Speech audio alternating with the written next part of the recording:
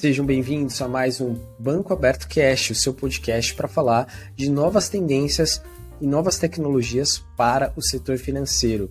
Hoje a gente está gravando esse podcast com o maior número de pessoas que eu já vi por aqui.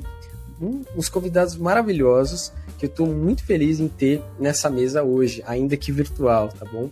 Pessoal, sejam muito bem-vindos aqui ao programa. Estou felizaço aí que vocês toparam embarcar com a gente nessa jornada e quero aproveitar também para já dar uma pincelada sobre o tema, né? Do que a gente vai falar aqui hoje. A nossa provocação, essa mesa de debate é sobre a corrida dos incumbentes, de TradFi, de empresas do universo financeiro tradicional para o mundo cripto. O que está acontecendo em 2022 que um monte de bancão, um monte de corretora, um monte de empresa resolveu aí anunciar suas próprias plataformas de trading, de compra e venda, de tokens, de repente. Por que isso está acontecendo? Esse é o tema do debate e espero transcorrer aí com uma conversa com essa turma toda, tá bom? Mas antes de tudo, vamos às apresentações. Acho que podíamos começar então com você, Débora. Conta aí um pouquinho de você, da sua trajetória, o que você está fazendo hoje, o que você tem a ver aí com o universo cripto. Legal. Obrigada, Felipe, pelo convite. É um prazer estar aqui conversando sobre esse tema que eu adoro, né? E é tão importante a gente estar atualizado sobre o que está acontecendo, né, no mercado, enquanto que isso interfere no nosso dia a dia. Bom, a minha chegada no mercado cripto foi muito assim, nada muito programado. Eu já conhecia o mercado financeiro, né, já investia, então já estava trabalhando, minha carreira sempre foi ali olhada a dados, inteligência de negócios, né, eu me formei em administração, depois entrei para a área de inteligência de mercado e sempre atuei ali na forma de novos produtos e pesquisar mesmo, né, então entender os dados para o negócio. E aí recebi o convite de embarcar no mercado Bitcoin, a área estava nascendo aqui, e eu não conhecia muito cripto. Na verdade, tinha só aquela imagem, né, de que cripto é coisa errada, dark web, pagamento para crimes, para atos ilícitos, né, e eu falei, bom, se é uma empresa, né, fiz umas pesquisas ali rapidamente, fiquei ali pensando, eu falei, vamos embora, adoro um desafio. E entrei aqui, estou há 1 ano e meio no mercado Bitcoin, estou hoje na área de novos negócios ali, então eu fico ali responsável por pesquisar e junto com a equipe entender quais são os melhores produtos para a gente desenvolver, então olho muito para o mercado internacional, mercado nacional, acompanho o mercado e sempre ali entendendo como é que está o nosso cliente para atendê-lo cada vez mais. Então, e é uma coisa muito legal, porque se eu olhar 1 ano e meio atrás, eu jamais imaginaria que, olha, tracei aqui como meta entrar no mercado cripto. Então, eu sou o assunto do Natal, né? A Débora lá trabalha com Bitcoin. Então, assim, é muito legal fazer parte dessa revolução, porque nós estaremos nos livros aí de história e tudo mais. Então, essa foi a minha trajetória até aqui. E eu gosto muito, muito desse tema, porque todo dia surge uma coisa nova, todo dia tem uma atualização, um tema. Então, é um segmento aí novo, que não tem nem 20 anos. Então, a gente está aí aprendendo com tudo isso também. Eu, né, pelo menos. Maravilhoso, seja muito bem-vinda novamente. Tá bom, Obrigada. Então vamos escutar esses rapazes que estão aqui. Para quem não sabe, tá?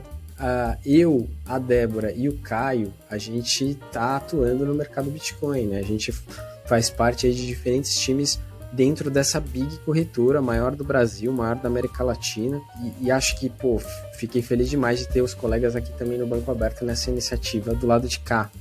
Mas diga aí, Caio, conta você agora, você que é o TikToker aqui dessa turma, cara. Eu descobri, aliás, o seu perfil, Caio, antes de saber que você fazia conteúdo pro mercado Bitcoins. Apresente, por favor.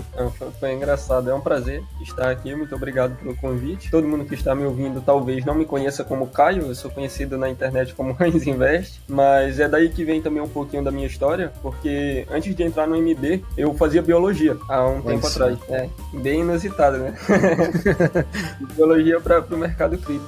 Mas eu gostava muito de estudar economia, e aí eu estudava economia de modo independente.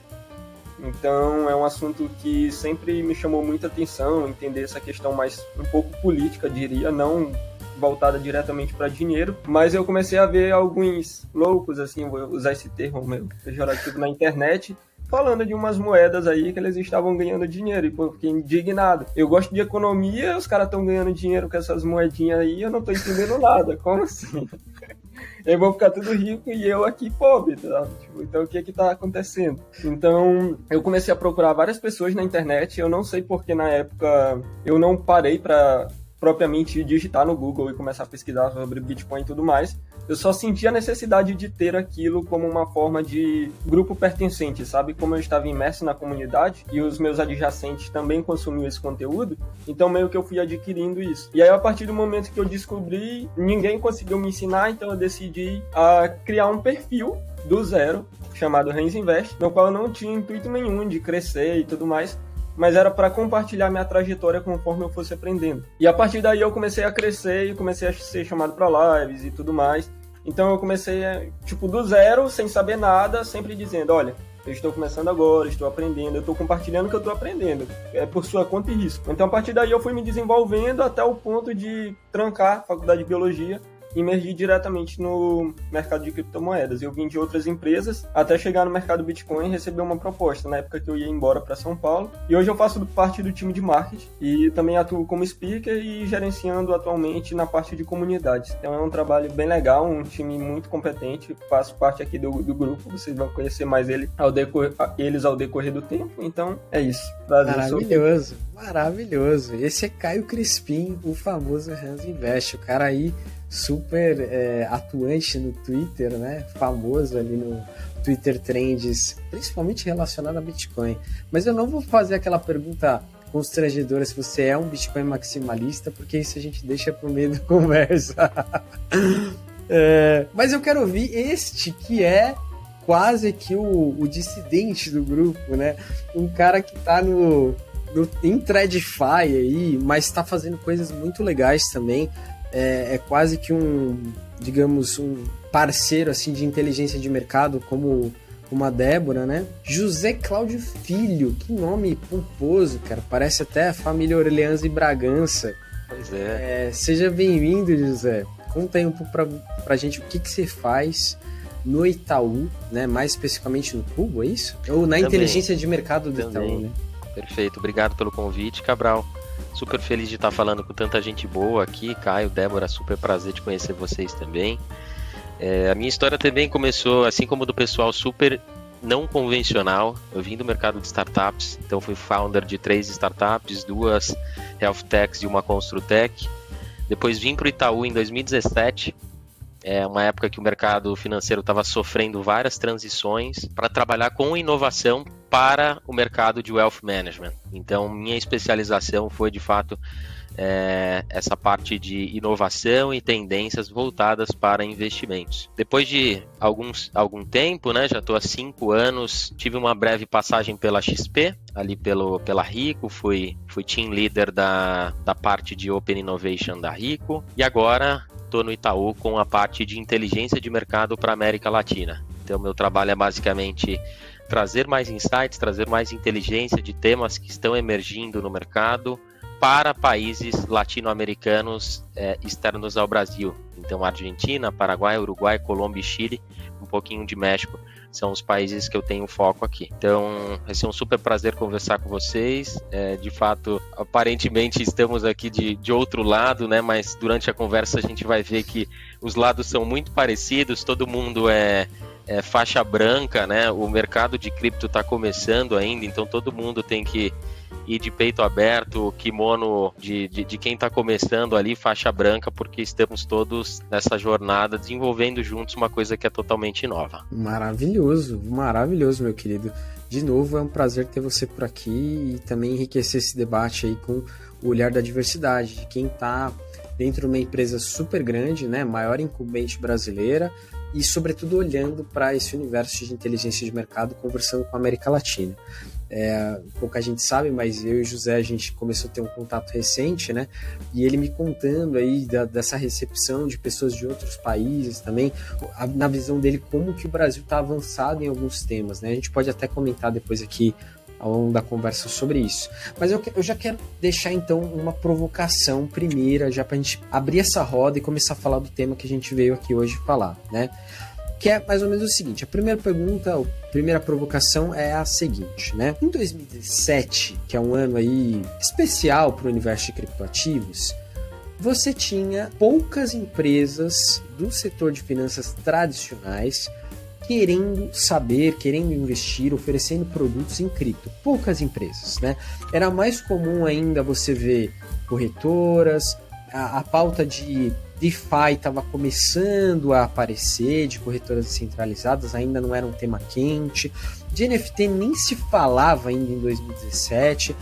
E esse ano, 2017, foi o ano que eu abri minha primeira conta numa corretora, tá? Foi o ano que eu, apesar de acompanhar Bitcoin desde 2014, eu era muito cético também, não colocava meu dinheiro nisso, ficava muito com o pé atrás. Mas em 2017 eu falei, nossa, teve um boom market aí, eu falei, meu Deus, eu preciso estar ligado nisso, fui lá e abri, inclusive no mercado Bitcoin, foi minha primeira corretora, tá? Só que de 2017 para agora, 2022, muita coisa mudou. E nem parece mais que a gente está falando do mesmo tema.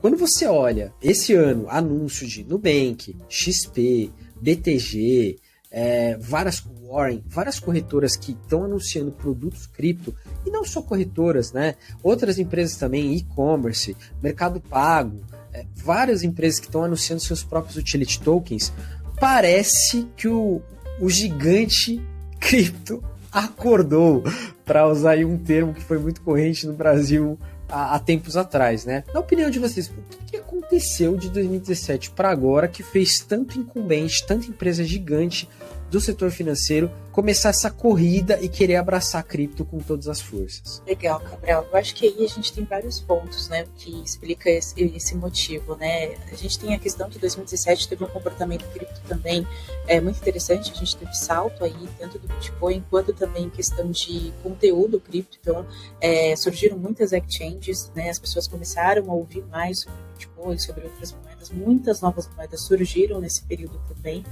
Então, assim, as pessoas acho que começaram a ouvir e as empresas também começaram a acompanhar o mercado. E um ponto interessante é que os bancos tradicionais, o José Cláudio aqui pode até confirmar, acompanha ali as movimentações de TED, né? Então, vê para onde essas pessoas estão enviando aqueles valores. Daí, por aí, tendo muita saída aqui para corretoras. O que está acontecendo? Né? Então, isso, eu acho que o mercado começou a observar isso e falou, opa, legal, acho que a gente pode ter uma participação. Só que eu acho que em 2017, as empresas hoje que estão já oferecendo cripto, estavam acompanhando o movimento, né? Não fizeram nada, vamos ver como é que é isso, se é só hype do momento, se é de fato algo que veio para ficar.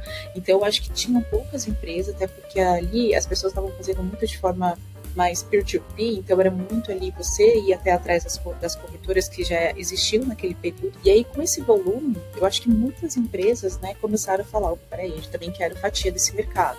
Né? Então, e as empresas que não têm estrutura para desenvolver do zero, né, uma própria exchange, elas correram, como essas que você citou, atrás de estrutura prontas, né? Então, o caso do Mercado Pago, entre outras, né? Nubank, Paxos e tudo mais. Olha, não importa, eu quero também, né? Quanto que é para oferecer para o meu cliente para eu ter também ali uma fatia. Né? Tem empresas que anunciaram projetos que nem estão prontos, como stablecoin, moeda coin, a própria, mas eu quero avisar porque eu também quero ganhar, porque se hoje a gente está no inverno cripto e as empresas estão surgindo mais ainda, eu acho que é o momento agora de desenhar os projetos, de começar, porque as pessoas estão comprando mesmo na baixa, porque quando voltar o verão, ali as pessoas vão poder ganhar com a valorização e essas empresas não precisam sair correndo porque elas já fizeram, né? É como o trabalho da formiga, trabalha no inverno para descansar no verão. Então, eu acredito muito nessa questão e também acompanho muitos dados, né? Então, só para ter uma noção, de 2020 para 2021, nós tivemos 1,5 milhão a mais de transação em cripto, né? Brasileiros, né? 1 milhão a mais de pessoas compraram de um ano para o outro, né? Sei que a gente está falando de 2017, mas olha o salto que deu também, né? 75% a mais. Então, acho que todas as empresas estão acompanhando esse volume, né? Tão rápido, surgiu um segmento novo. Aí, eu preciso acompanhar isso. Então, eu acredito muito nessa frente também. Boa, Dé, maravilhoso, maravilhoso. E você, Caio, quanto tempo faz que você acompanha BTC ou outras criptomoedas e como é que você enxerga aí mudança de 2017 para 22? Então, na época de... Eu descobri isso recentemente, mas eu vi que... Assim, eu sou muito novo, tá? Eu tenho 22 anos, eu não sei se tenho cara de novo, mas eu sou bem novo. Mas ali, quando eu tinha 18 anos, em 2018, eu encontrei um print antigo de uma conversa com um amigo, naquelas questões de eleições, e tava uma movimentação muito grande. E aí eu lembro que eu falei assim, cara, eu não queria nem ter real agora, porque eu só tô vendo esse negócio se desvalorizar, eu queria ter alguma cripto aí, ou quem sabe até dólar, porque tá melhor do que isso daqui e eu não tô aguentando mais. Então, pelo que eu vi, eu já sabia disso há um bom tempo, eu só nunca tinha parado pra ver o que era, sabe? Então, como o meu grupo de convivência sempre consumiu muito esse conteúdo, por eu gostar muito de economia, então eu já acompanho há um bom tempo, né? Só não sabia o quê. Por exemplo, Hayek, que é um economista austríaco, ele já fala de moeda descentralizada muito antes do Bitcoin existir, né?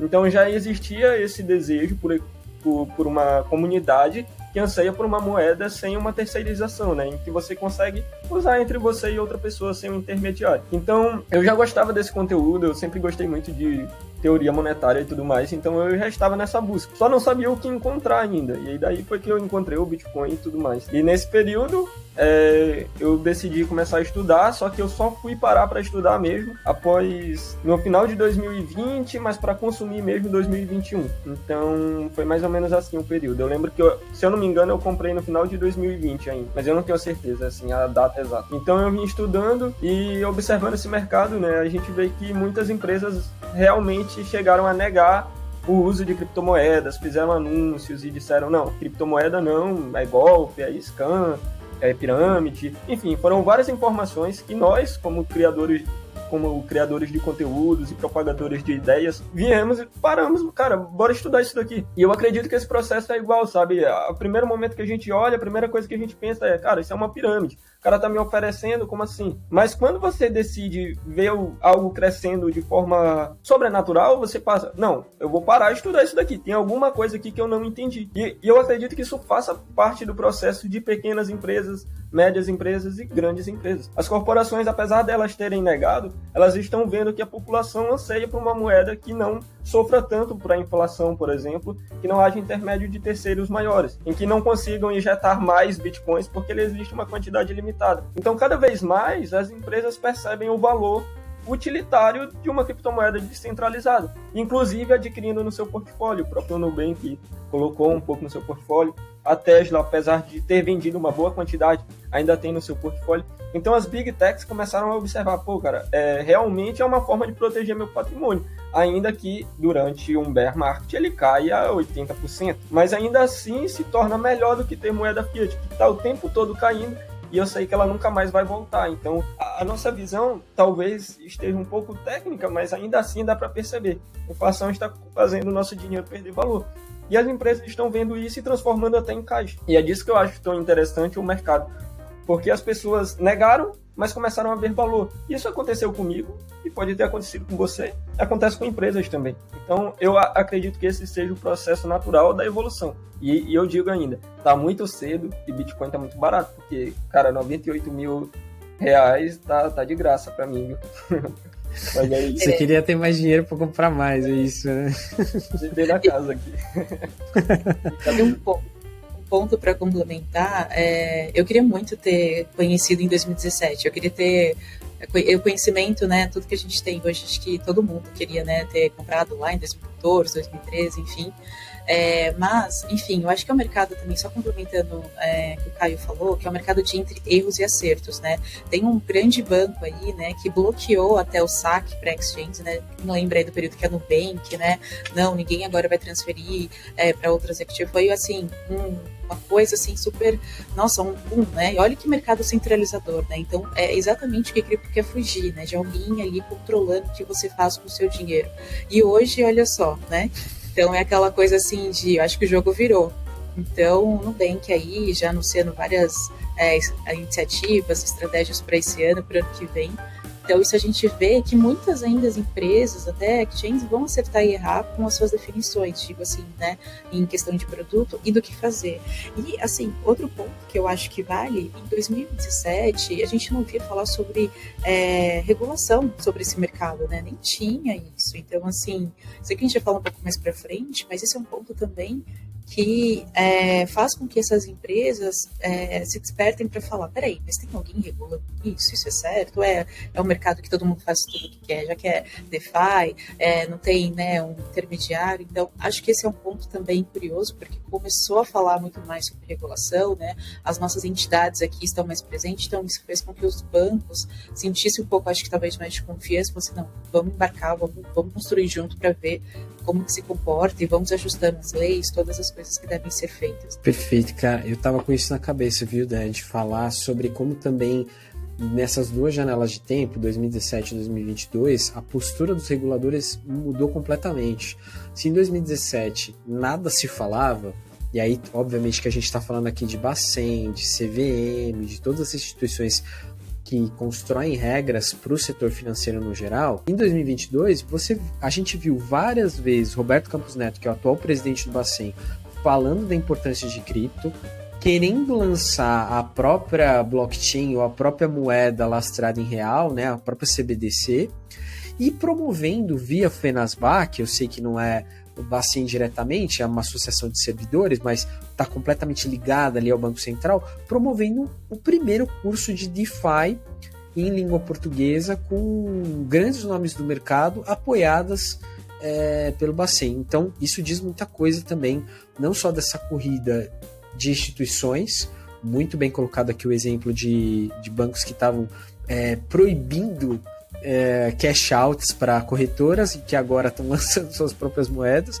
mas vale também para o universo regulatório, que antes olhava com baita desdém no cenário brasileiro, tá? Porque no cenário europeu continua. Christine Lagarde, o Caio sabe disso porque ele acompanha bastante essa pauta, em várias entrevistas ela falou, não, criptomoeda a gente não quer, o Banco Central Europeu não quer saber disso. E aqui no Brasil, um pequeno emergente, né? Pequeno grande emergente está com uma ideia totalmente diferente sobre o assunto. Mas vamos deixar o José falar aqui também, José, porque você está no incumbente, né? Eu sei que você não pode, talvez, falar aí do assunto diretamente, né? A posição do Itaú, e nem quero puxar esse assunto direto com você, mas como profissional da área, né? Como inteligência de mercado, assim, que você faz muito bem. Como é que você vê essa mudança de jogo, essa virada de jogo que a Débora colocou? Perfeito. Eu concordo com tudo que foi falado aqui. Acho que a gente tem ótimos pontos. Queria só voltar um pouco antes, até uma janela temporal um pouco maior, a partir de 2008, para a gente ter uma análise até um pouco mais completa da mudança do comportamento dos bancos. De 2008 para frente, quando a gente teve aquela grande crise financeira, o Brasil estava vivendo 2009, 2010, um momento muito bom econômico ali, muito puxado pelas commodities, pelo agro brasileiro, que fez com que as nossas taxas de juros ficassem muito baixas. A gente viveu um período onde, na primeira vez, o brasileiro teve que olhar para fora e enxergar ativos que não estavam no portfólio dele. Antes era poupança, renda fixa e títulos do governo em geral, né? E, para mim tá ótimo, tá rendendo super bem para mim. A partir do momento que o governo abaixa as taxas de juros, a gente tem a fuga do capital para ativos um pouco mais arrojados. Então o próprio mercado de ações começa a se desenvolver mais. A gente tem corretoras, e aí corretoras de valores, não corretoras não necessariamente ligadas a cripto ainda, né? Mas corretora de valores, a própria XP foi uma época de ouro ali, né? De 2010 para frente, que começaram a ganhar muitos clientes com esse primeiro movimento.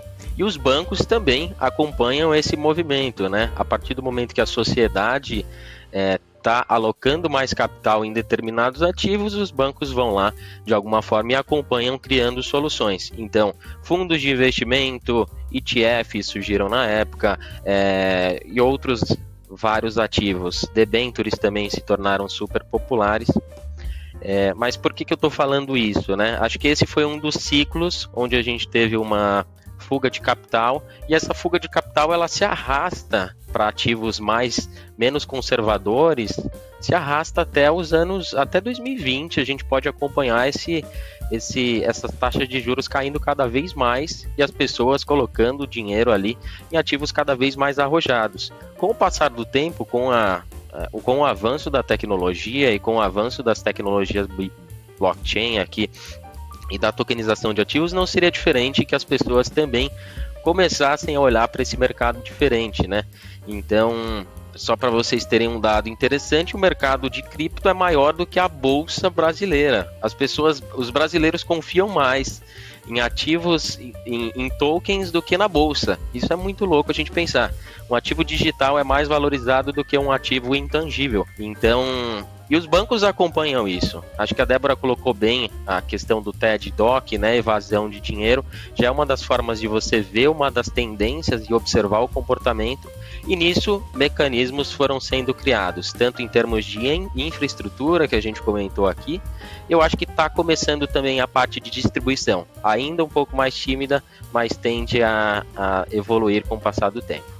Nessa questão é muito interessante, porque a gente observa também como o da Lagarde lá. É engraçado, porque eles próprios acabam entrando em algumas contradições e para mim o tempo é a melhor chave, né? Se hoje você tweetar e, por exemplo, você não é da nossa bolha, você não tem uma bolha diretamente ligada a cripto, e você falar assim, o que você acha do Bitcoin, o que você acha do Ethereum, você vai ver que ou boa parte ainda não tem conhecimento sobre, ou a maioria das pessoas vão julgar muito mal isso. Vão falar, cara, não vai nisso não, isso aí vai perder teu dinheiro. Então, enquanto a Lagarde lá do Banco Europeu falando aquilo, os sobrinhos dela, o filho, acho que era filho, os filhos dela comprando criptomoedas, entendeu? Então, assim, a gente percebe uma mudança também de cenário em questão de faixa etária, né? E a gente vê que uma autoridade do país, questão europeia e tudo mais, ainda não tem noção do que são as criptomoedas, do que elas são capazes de trazer, mas os filhos dela já estão presentes no mercado, sabe? Então é uma distinção que, para mim, o tempo é essencial para resolver, sabe? Então, é geracional, né? Tem um problema geracional também, né? Perfeito. Muito bom, muito boas colocações. E bem lembrado, né, José? Teve toda uma evolução de mercado também ao longo dessa última década e meia aí, que desemboca hoje, né? Falando dessa última janela aí de 17 até 22, em bancos também abraçando cripto, né? A gente vai falar mais disso na sequência, mas eu acho que tem uma outra provocação, assim, logo de cara a essa, que é a seguinte. A Débora já pincelou esse assunto, ela já trouxe isso aí nas entrelinhas da fala dela, que é o seguinte.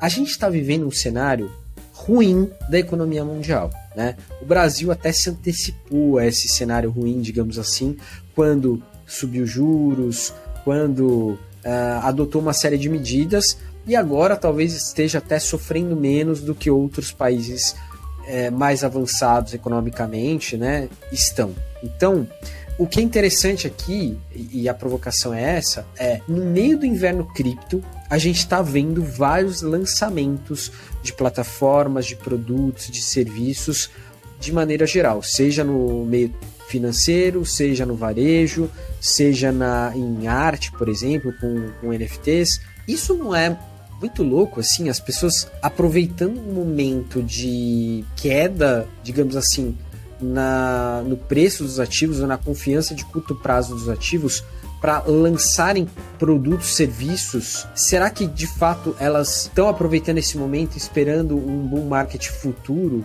O que está por trás aí dessa estratégia, digamos assim? Então, Cabral, eu acho que assim, um dos grandes propósitos dessas empresas, né, estarem entrando agora, mesmo no momento em baixa, né, não sair do seu core ali, mas ter um produto a mais para oferecer para esses clientes. Eu acho que esses bancos, eles querem ter o cliente ali cripto, né? Então ele quer oferecer tanto investimentos tradicionais, como ele quer investir também ele quer oferecer também cripto, né? Porque, assim, por exemplo, hoje no mercado Bitcoin, ele é muito focado em ser uma plataforma de negociação de compra e venda de ativos, mas hoje as exchanges querem ser mais, querem oferecer outros produtos, como stake, empréstimo, enfim. E os bancos tradicionais querem fazer o inverso, também querem oferecer cripto para não perder esse cliente, porque agora a gente vai perceber uma disputa por mim, por você, por várias pessoas que querem, que estejam ali consumindo seus produtos, seus investimentos, né?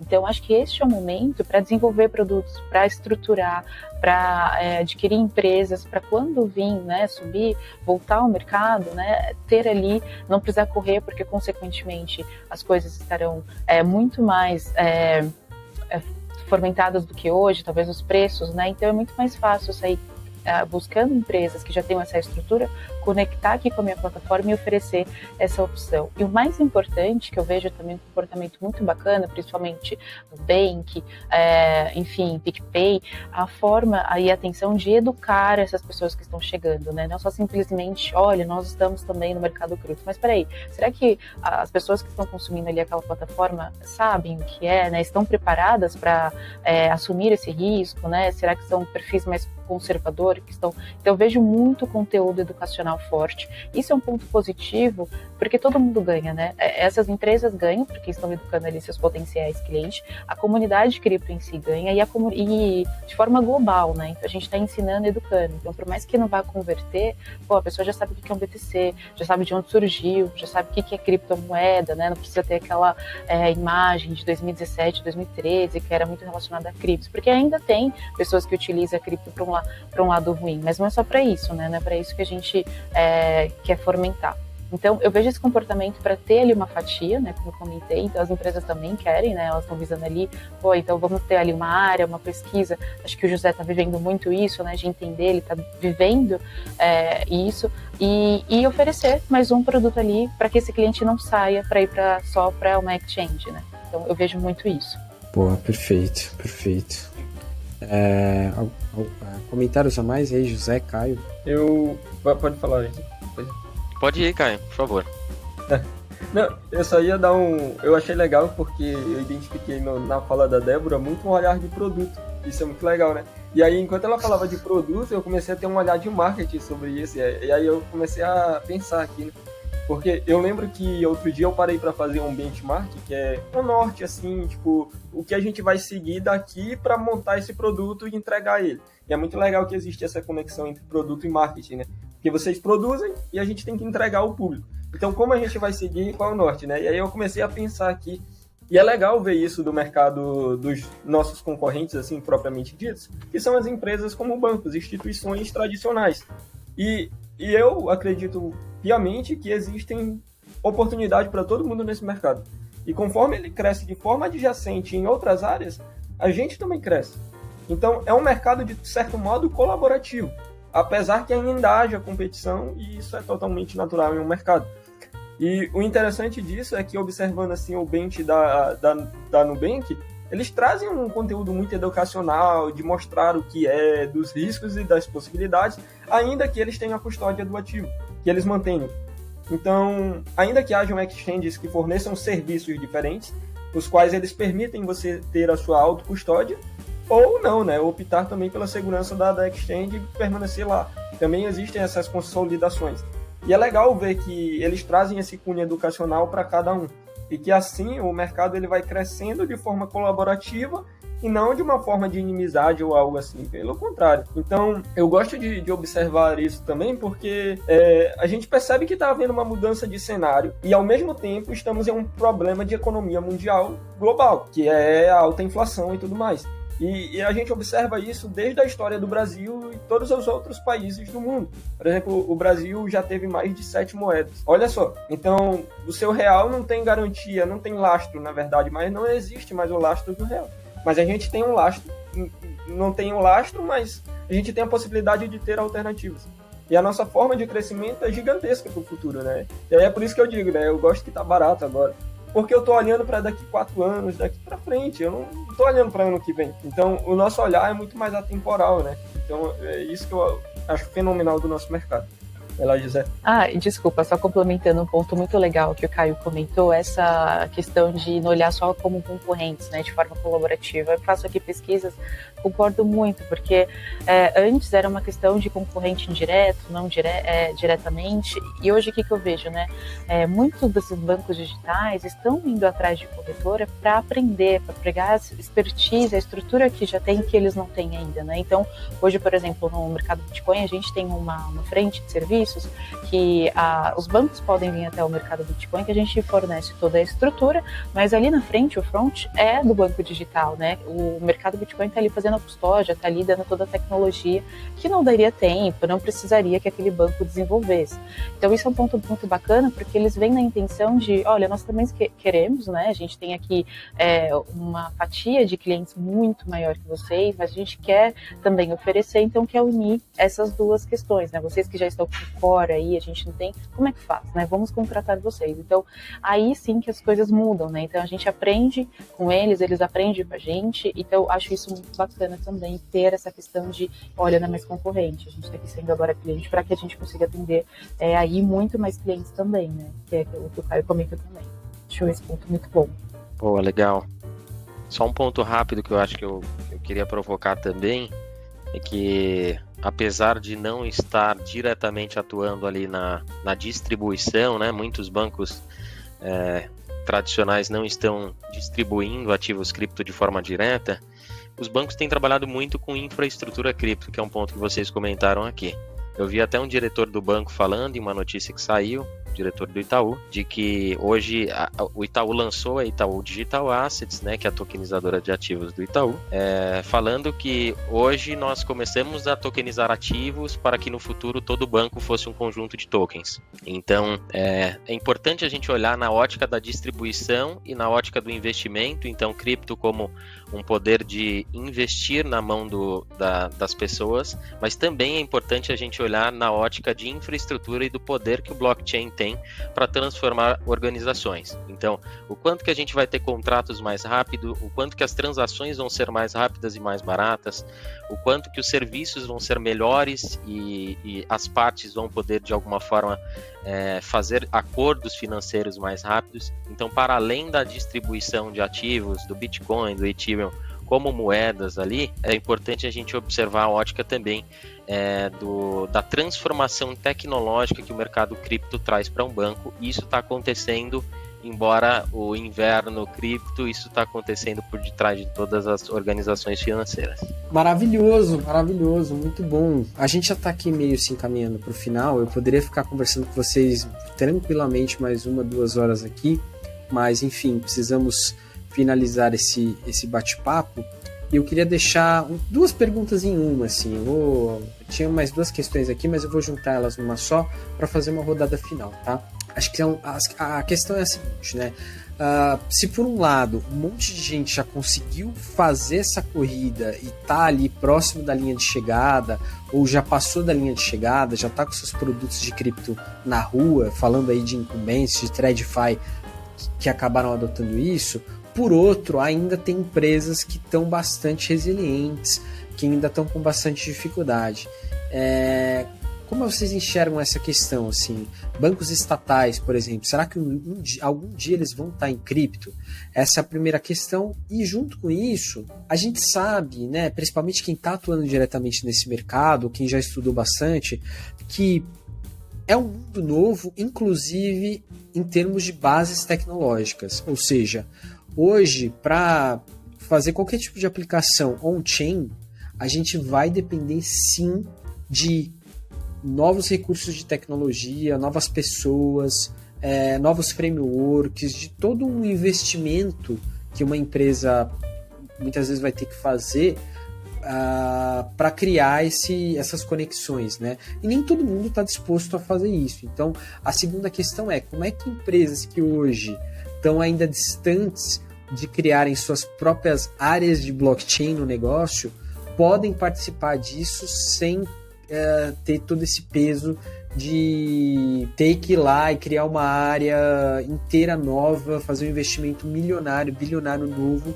para participar disso, né? Então, 2 questõezinhas finais para a gente fechar. Legal, acho que tem 2 comportamentos aí bem interessantes, Cabral, olhando assim, principalmente, né, Caixa, Banco do Brasil, esses bancos mais tradicionais, né, como a gente costuma falar, os bancões. Olha só um comportamento que aconteceu, né?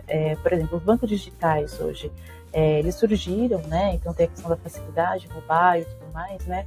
Quanto tempo levou para um Banco do Brasil ter um aplicativo, a Caixa, por exemplo, ter atividades que você tinha que ir na agência para resolver? Quanto tempo ela levou para migrar isso às vezes por um aplicativo. E tem coisas que ainda não estão, tem coisas que você tem com urgência, às vezes para pedir um empréstimo, enfim. Então, assim, o cenário que eu vejo é que esses bancos estatais acompanham muito fortemente, assim, o que os, vamos dizer, os mais modernos estão fazendo, acompanhando, espera uma regulação sair, uma lei que protege para ver, pô, é sério, e ainda vai levar muito mais tempo. Eu vejo, assim, que esses bancos talvez nem entre, né? E se entrar, eu vejo daqui 5, 10 anos, tá? Então, quando, assim, já tiver uma coisa super, assim, igual a internet, todo mundo tem a acessibilidade.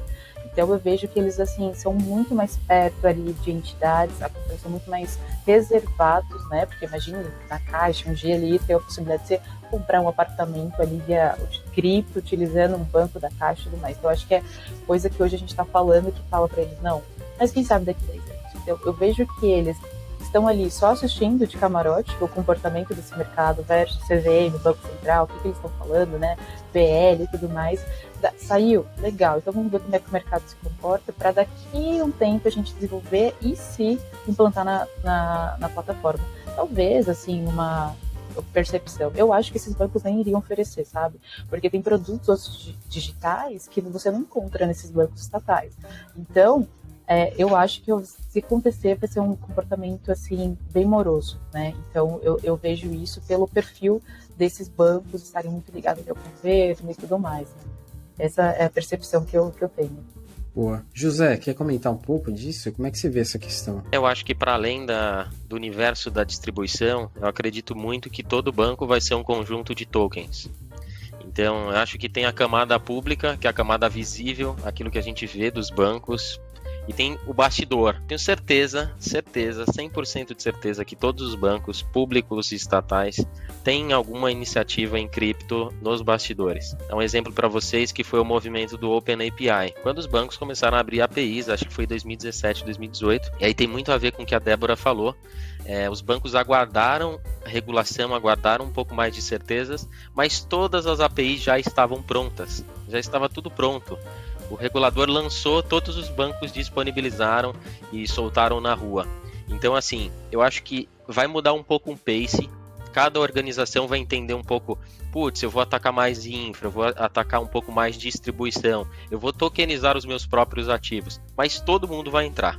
Uma hora ou outra, a minha opinião é que seja pela tecnologia, vou entrar pela tecnologia para facilitar contratos, para ter mais velocidade, mais agilidade ao meu cliente, ou indo para o outro lado, né? Quero distribuir, beleza, confio no mercado, regulação já está mais aderente, confio mais no mercado, quero entrar. De uma forma ou de outra, para mim, todos vão entrar.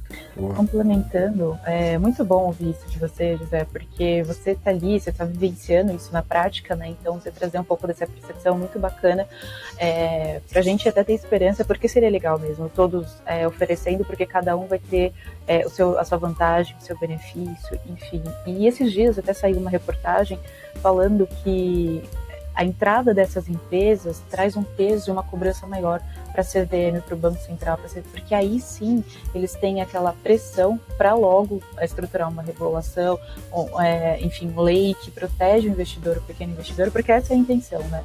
Então hoje quando a gente fala só as exchanges que estão ali cobrando, não, agora os bancos também, né? Então assim, aí a pressão aumenta, né? E isso é bom, é um ponto positivo. Então um está entrando com tecnologia, o outro está entrando com conteúdo, o outro está entrando, enfim, de qualquer forma. Então eu acho que isso é um ponto positivo para essas entes tão importantes, que vai dar mais segurança tanto para as empresas ali tradicionais, quanto para o cripto e para o investidor, né? Então, acho esse ponto também muito bacana que soma a essa iniciativa. Boa.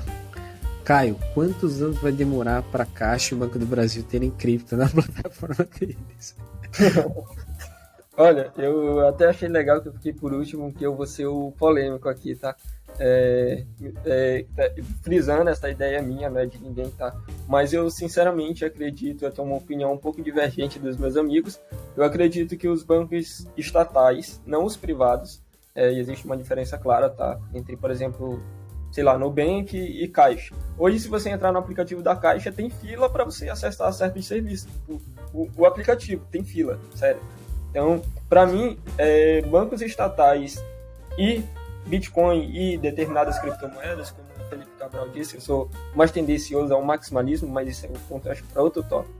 mas acho que ele queria saber também, mas eu identifico isso como uma antítese, certo, aos bancos estatais, justamente porque hoje eles detêm o controle da moeda deles, que é o real, é a moeda fiat. E a necessidade de ajustes que ocorrem nos bancos hoje acontece por meio da impressão monetária, ajuste de juros, e, como sabemos, o Bitcoin ele não funciona desse modo. Então, eu não identifico bancos estatais aderindo ao Bitcoin e determinadas criptomoedas. Eu posso estar enganado, claro. É por isso que eu disse que era um pensamento um pouco polêmico, mas eu não acho que faça tanto sentido hoje para o mercado, sabe? Eu prefiro muito mais ou ações custodiais, como o Nubank já oferece, ou ações, oportunidades não custodiais, a qual você tem a custódia do seu ativo. Você pode sacar para sua carteira, movimentar. Eu posso comprar algo do Felipe usando Bitcoin. Até tem um boné aqui que eu comprei utilizando, paguei o frete e tudo. Então, assim, existem oportunidades de mercado, mas para mim os bancos estatais não deveriam entrar nessa ala porque não faz muito sentido com o que temos hoje de governo, sabe? A não ser que essa estrutura mude. Mas para mim, do jeito que está hoje, não é muito positivo para eles, sabe?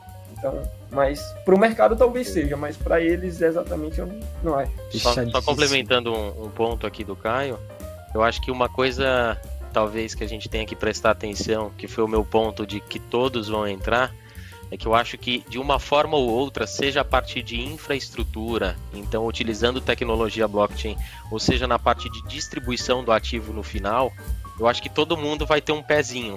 E aí, de fato, talvez um banco opte, vou ficar mais na camada da infraestrutura, vou utilizar isso mais para facilitar as minhas transações, ou não, quero ser mais arrojado, vou distribuir de forma direta. E aí vai variar um pouco da estratégia. De fato, o pensamento do Caio tem sentido, que talvez um banco ou outro, principalmente os públicos, talvez não se arrisquem na parte de distribuição, mas como infra, tenho certeza absoluta que por detrás eles já estão mexendo os pauzinhos. E aí eu tenho que concordar. A questão do uso do blockchain, aí eu acredito não só nos bancos, mas para várias empresas, vários segmentos. Assim, eu tô ansiosa para ver a utilização do blockchain em diversos segmentos que a gente nem tem hoje, talvez mapeado, sabe? Talvez tem os principais, como a gente fala, né? Então, questão educacional, cartório, vários setores aí que a gente sabe que, já deveria estar, né? Então, estamos ansiosos. Mas o uso do blockchain, eu vejo assim como... Aí sim, todas as empresas mesmo, todos os bancos utilizando, mas concordo que lá na frente, agora oferecendo, aí é uma questão bem diferente, que é o que talvez possa demorar um pouco mais. Né? Perfeito. Gente, a gente vai ter que acabar aqui, infelizmente, mas como eu disse, eu poderia ficar aqui mais 1 hora conversando com vocês. Meu muito obrigado, assim, valeu demais, vocês são feras, adorei esse bate-papo.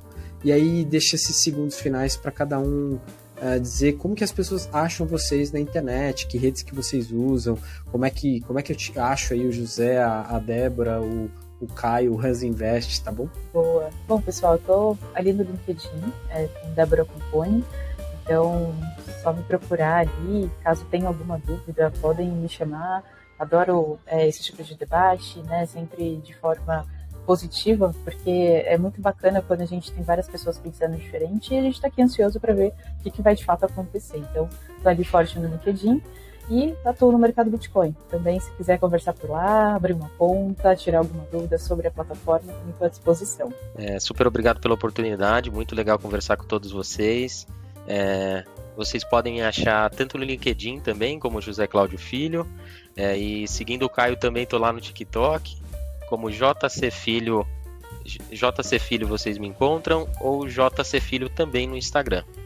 Então são essas as minhas redes sociais. Tá, meu nome é Caio Crispim, tá? Até antes de entrar no MB eu não usava, todo mundo pensava que meu nome era Hans, então podem me chamar como quiser.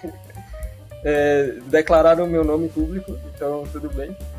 Mas vocês vão me encontrar nas redes sociais, em qualquer uma, Hans Invest, mas no LinkedIn é Caio Crispim, eu sou uma pessoa pública também, mas eu optava por um codinome aí, estilo Satoshi, então é isso. E só uma coisa para complementar, agradeço muito pelo convite, foi uma honra, e também não vão se confundir pensando só porque eu disse que eu tendo ao maximalismo, que eu sou tóxico e tudo mais, tá? Eu estudo de tudo, então eu também estou sempre aberto a conversas e tudo mais, só me justificando aqui para ninguém me distorcer por aí, mas é isso, vai lá. Que isso, imagina, só os feras aí. Então, se você acompanha até aqui, meu muito obrigado. Siga a gente também nas redes por aí, como @bancoaberto. E até o próximo episódio. Valeu!